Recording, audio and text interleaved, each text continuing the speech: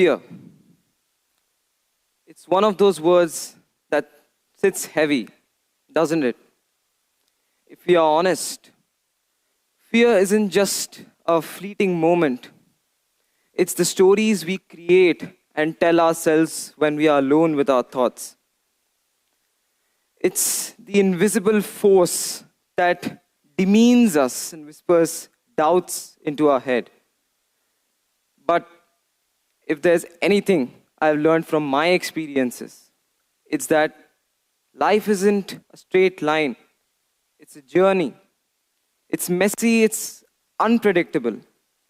And fear is an integral part of that journey.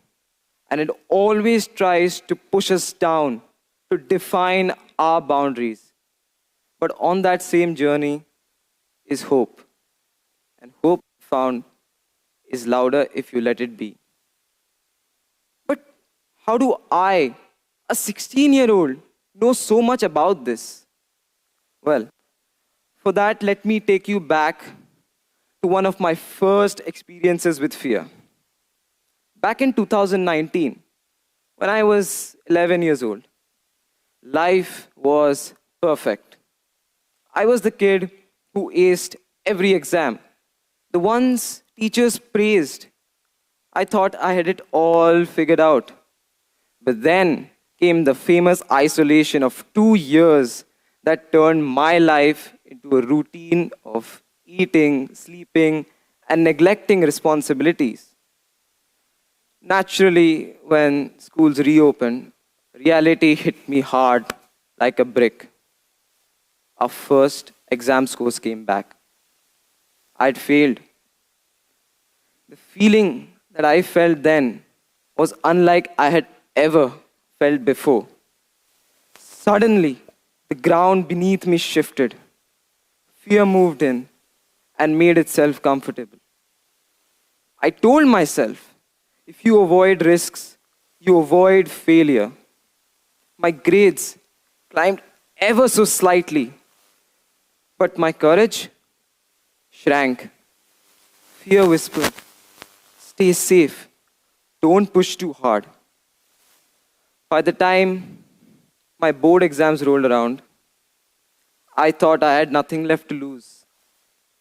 So I went in with zero expectations. And what happened?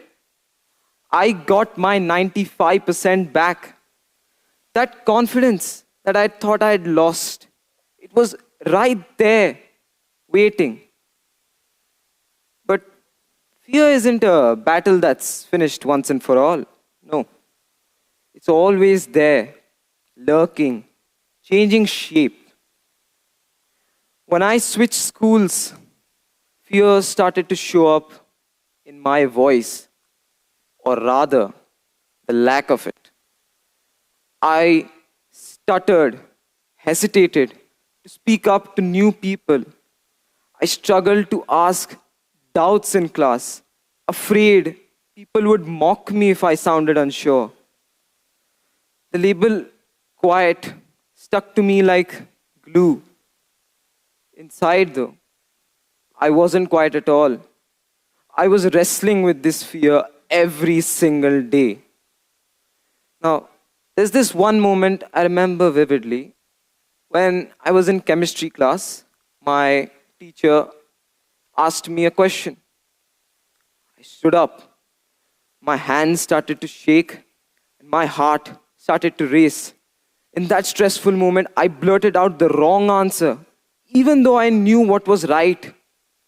When I sat back down in embarrassment, a voice came into my head, screaming, why can't you just get it together? Why can't you just be normal? You're a waste of time. Fear didn't just show up in academics. It seeped into every part of my life, shutting me off from opportunities.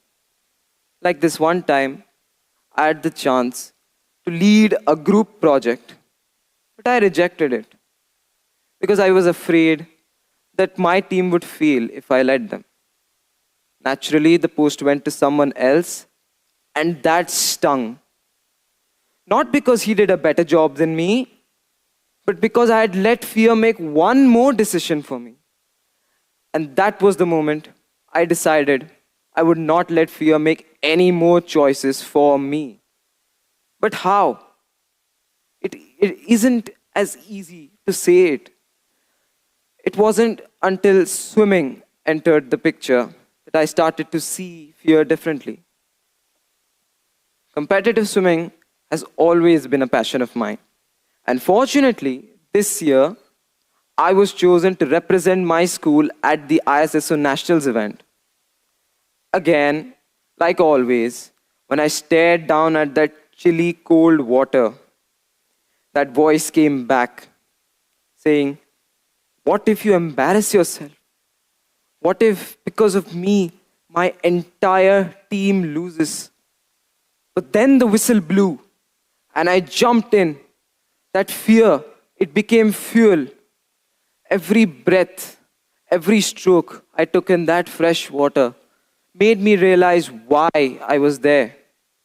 By the time I reached the end, I realized something powerful.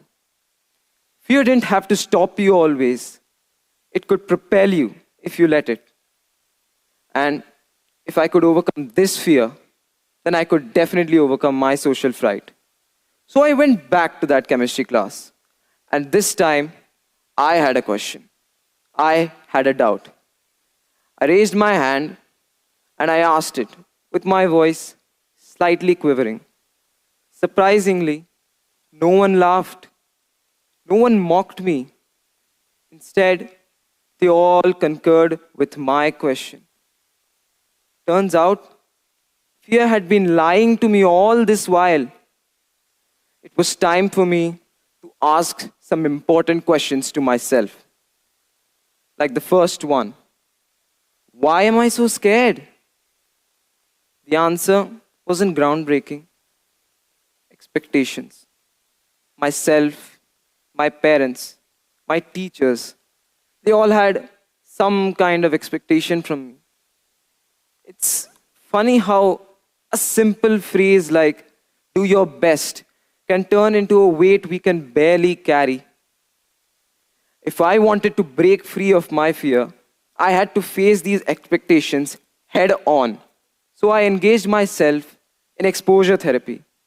I started talking to new people, started making new friends, signed up for public speaking events, and gave my ideas for TEDx. I deliberately put myself in uncomfortable situations, and the more I did it, the more I could break free of this fear. Was it smooth sailing from here? Absolutely not. Some days, fear got the best of me, but other days, I won. The point is, I stopped letting fear steer the ship. It was there, but it did not get to choose my destination anymore. The second question I asked was, what am I so scared of? I'm not scared of getting bad grades, or not getting into a good college, or not leaving a good legacy. I'm not even scared of that 95% I mentioned earlier. I'm scared of judgment. I'm scared of making mistakes, which is ironic considering the fact that under the influence of fear, I have made countless of them. Like standing here today, I won't pretend I'm fearless. My heart's racing and I'm sweating profusely. But I'm here and you're here listening. That's the power of facing fear.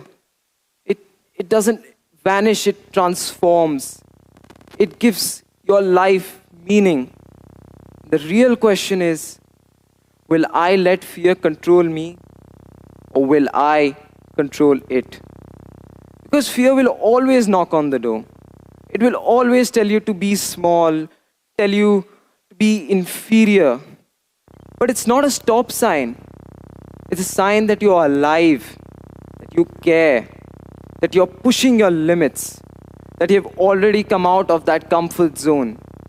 The only thing remaining for you to do is to take the leap of faith beyond the fear zone. The point where no one knows what lies and no one can guarantee success. But a friend once told me, you miss all the shots that you don't take. And trust me, there will be a moment in your life where you'll have to choose between letting this fear win or taking that step forward. And when that moment comes, I hope you choose yourself. I hope you choose to explore the other side. Because on the other side of fear, there's freedom. On the other side of fear, there's growth.